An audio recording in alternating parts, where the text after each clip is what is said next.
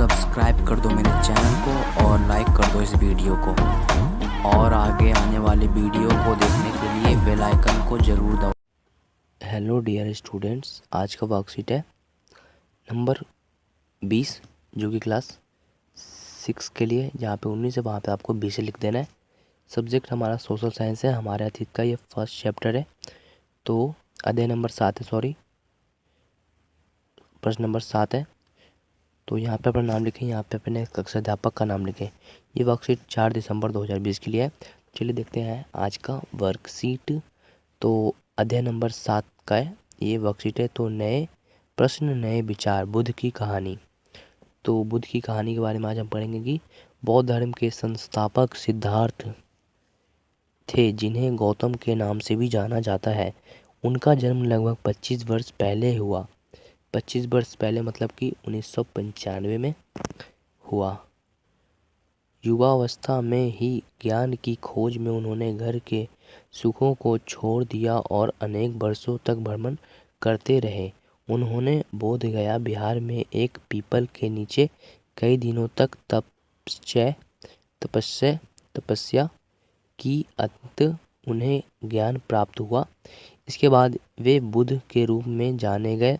यहाँ से वे सारनाथ वाराणसी के निकट गए, जहाँ उन्होंने पहली बार उपदेश दिया।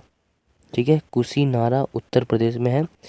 में मृत्यु से पहले का शेष जीवन उन्होंने लोगों को शिक्षा में देने में व्यतीत किया। तो जो गौतम बुद्ध थे, जो कि बौद्ध धर्म के संस्थापक माने जाते हैं, उनका नाम गौतम से भी जाना जाता है। तो उनका जन्म 25 वर्ष पहले हुआ। तो युवावस्था में उन्हें बहुत सारा ज्ञान, बहुत सारे चीज़ों के बारे में पता हो गया था, और वे अनेक वर्षों के लिए भ्रमण यानी कि घूमने के लिए गए, जहाँ उन्होंने बोधगया, जहाँ पे बिहार में है एक बोधगया में पीपल के नीचे कई दिनों तक रहे। वहाँ पे जाकर तपस्या की कई दिनों तक पीपल के पेड़ के नीचे। अंत उन्हें ज्ञान प्राप्त हुआ और उन्हें ज्ञान मिला।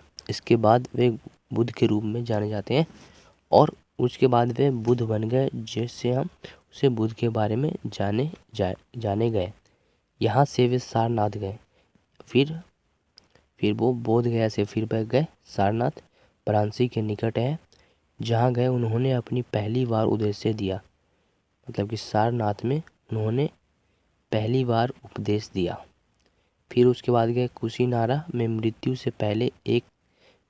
से पहले का शेष जीवन उन्होंने लोगों को शिक्षा देने में व्यतीत किया। ठीक है, तो ये गौतम बुद्ध के बारे में बताया गया है। तो लिखते हैं यहाँ पे कि बुद्ध ने शिक्षा की दी, यह जीवन के कष्टों और सुखों से भरा हुआ है, और ऐसा हमारी इच्छा और लालसाओं के कारण होता है। उनके अनुसार आत्मसंयम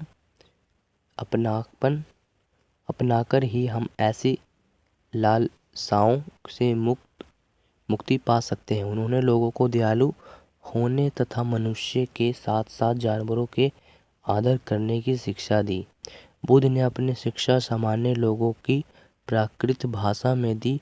इससे सामान्य लोग भी उनके संदेश को समझ सकते थे, तो इसीलिए उन्होंने प्राकृत भाषा को लोगों में बताने के लिए प्राकृत भाषा को चुने थे।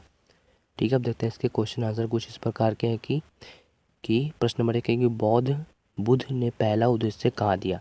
तो बुद्ध ने पहला उद्देश्य कहाँ दिया, हमने अभी बताया था कि सारनाथ जहाँ की वाराणसी के निकट में है सारनाथ। तो ये आप लिख देंगे सारनाथ, या फिर आप यहाँ से पूरा लिख देंगे सारनाथ गए जहाँ उन्होंने पहली बार उद्देश्य दिया।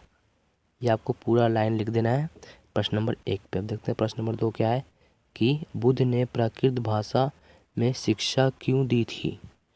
तो प्राकृत भाषा में शिक्षा क्यों दी थी बौद्ध ने, क्योंकि देखिए इससे सामान्य लोग भी उसके संदेश को समझ सकते थे, इसलिए उन्होंने प्राकृत भाषा में सामान्य लोगों को संदेश को समझने के लिए दिए थे। तो आप यहाँ से यहाँ तक आप इसका आंसर दे देंगे। देखते हैं प्रश्न नंबर 3 क्या है कि बुद्ध के किस उपदेश को आप अपने जीवन में अपनाना चाहेंगे। तो बुद्ध का कौन सा आप बात अपने जीवन में अपनाना चाहेंगे। तो देखते हैं वर्कशीट में ही यहाँ से लिखेंगे कि दयालु होने, मनुष्य के साथ साथ जानवरों को आदर करने की शिक्षा दी। तो हम यही जीवन में अपने व्यतीत कर सकते हैं। तो देखते हैं इसका आंसर। आप ये प्रश्न नंबर 3 किस प्रकार से लिखेंगे अपनी कॉपी में। तो ये है प्रश्न नंबर 2 का उत्तर, कि इसलिए क्योंकि सभी मनुष्य को समझ में आ जाए। ठीक है, तो यही है प्रश्न नंबर 2 का उत्तर।